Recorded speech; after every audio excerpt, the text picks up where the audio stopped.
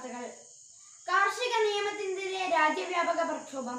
കേന്ദ്ര സർക്കാർ നയങ്ങൾക്കെതിരെ ദേശീയ പണിമുടക്ക് തുടരുന്നു. കേരളത്തിൽ സമ്പൂർണം. ഒരു രാജ്യം ഒരു തെരഞ്ഞെടുപ്പ് അനിവാര്യമെന്ന് പ്രധാനമന്ത്രി. ഒരു വോട്ടർ പട്ടിക മതിയെന്നും ആവശ്യം. പാലാരിവട്ടം അഴിമതി. മുൻ മന്ത്രി ഇബ്രാഹിം കുഞ്ഞിന് ജാമ്യമില്ല.